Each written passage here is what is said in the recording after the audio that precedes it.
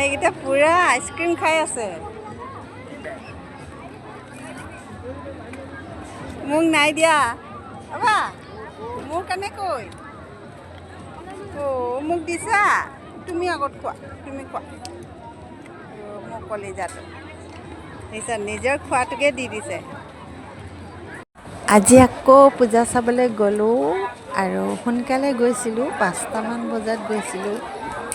সেই টাইমত যাওঁতেতো ইমান মানুহ নাছিলে, ভিৰ অকণমান ভিৰ হৈ আছিলে। গতিকে আমি ধুনীয়াকৈ মানে পূজা মণ্ডপত গ'লোঁ, পূজা কৰিলোঁ, সেৱা শুশ্ৰূষা কৰিলোঁ আৰু এনেদৰে সময় অতিবাহিত কৰি আছোঁ। আৰু এতিয়া অকণমান সেৰেঙা হৈছে, সিমান অহা নাই। ৰাতি যিমান গভীৰ হৈ গৈছে সিমানে মানুহ বাঢ়ি গৈ আছে। এতিয়া মই আপোনালোকক দেখাই যাম, চাওক। আৰু এইটো হৈছে পূজা মণ্ডপ। পূজা মণ্ডপত আমি সেৱা কৰিলোঁ। সেৱা কৰি মেলি ওলাই আহি অকণমান ইটো সিটো চাবলৈ গ'লোঁ। চোৱাৰ পাছতে ইমানেই ভিৰ লাগি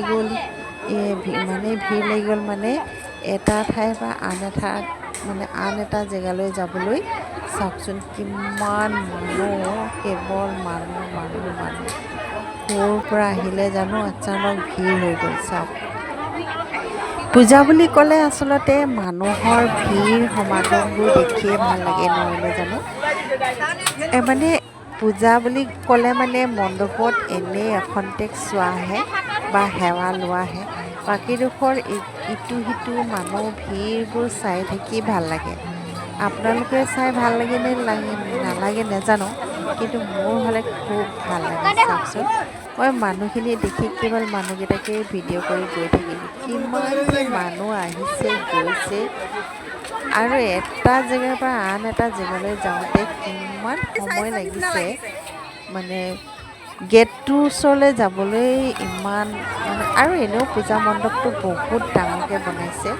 এই এৰিয়াটো বৃহৎ আকাৰত বনোৱা হয় আৰু ইয়াত মানুহ বহুত হয়। এটাই পূজা মণ্ডপ ইয়াত পতা হয়, কাৰণ ইয়াত আৰু বেলেগ পূজা মণ্ডপ নাই। ইয়াত একমাত্ৰ পূজা মণ্ডপ হৈছে জয়ৰামপুৰত। আমাৰ গোটেই বৰদলনি এৰিয়া, মানে এই গাঁও অঞ্চলত, বিশেষকৈ বহুত ভিতৰুৱা অঞ্চল, পাহাৰীয়া অঞ্চলৰ ফালে পতা হৈছে। এটাই পতা হৈছে, গতিকে ইয়াত অজস্ৰ মানুহ আহে। গোটেই গাঁৱৰ ওচৰে পাঁজৰে যিমান গাঁও আছে সকলো মানুহে আহে। আৰু ইয়াত এইখন বহুত ডাঙৰকৈ পতা হয়। এৰিয়াটো ডাঙৰ। ইটো মূৰৰ পৰা সিটো মূৰ যাওঁতে বহুত টাইম লাগে। আৰু এইবিলাক বস্তু চাই মেলি এনেই ভাল লাগে আৰু চাই, আৰু মানুহবোৰক চাইও ভাল লাগে।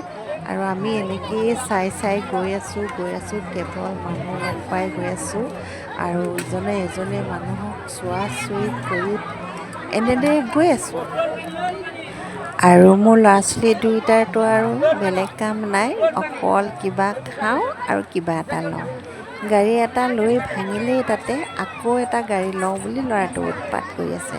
আৰু ছোৱালীজনীয়ে বেলেগ আনকমন বস্তু এটা লাগে বুলি গোটেই বজাৰ চলাত কৰি আছে।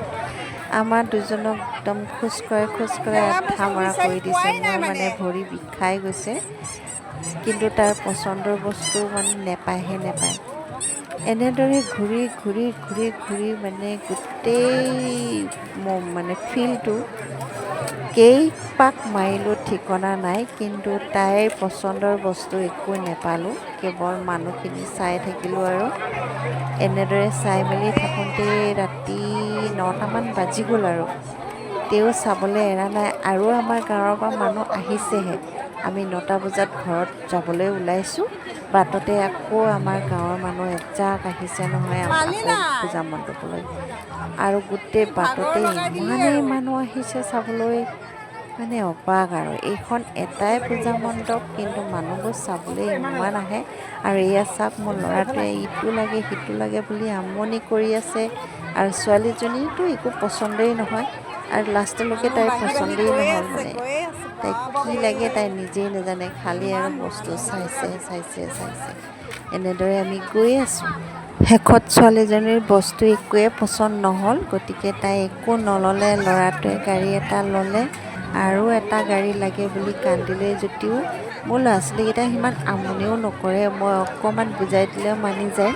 গাড়ীখন আৰু ল'ব নালাগে, ব'লা আমি ঘৰলৈ যাওঁ, ৰাতি হ'ল বুলি কোৱাৰ লগে লগে মানিলে। আৰু আমি এতিয়া ঘৰলৈ লাহে লাহে ৰাওনা হৈ গৈ আছোঁ। আৰু যিমানেই ৰাতি হৈ গৈছে সিমানেই মানুহ ভৰ্তি হৈ গৈ আছে, জেগা খালী নোহোৱা হৈ গৈছে। গতিকে ভাবিলোঁ এতিয়া আৰু পূজা চাই লাভ নাই, মানুহবিলাকক চাই থাকিলেহে আৰু ৰক্ষা। বাকী মানুহবোৰ চাই থাকিলে, বেছি মানুহ চাই থাকিলেও মাথা বিষোৱা নিচিনা লাগি যায় আৰু ভাগৰুৱা ভাবো আহিছে। আৰু অতি সোনকালে আমি ঘৰলৈ বুলি লাহে লাহে ওলালোঁ আৰু। কিন্তু ঘৰলৈ যাবলৈও কিমান সময় লাগিছে চাওক, মানুহ কিমান হেঁচা ঠেলা, ৰৈ যাব লগা হৈছে। আকৌ বহুত সময় লাগিলে ৰাস্তালৈ পাওঁ আৰু মোৰ ভিডিঅ'টো কেনে লাগিলে ইমানতে মোৰ ভিডিঅ'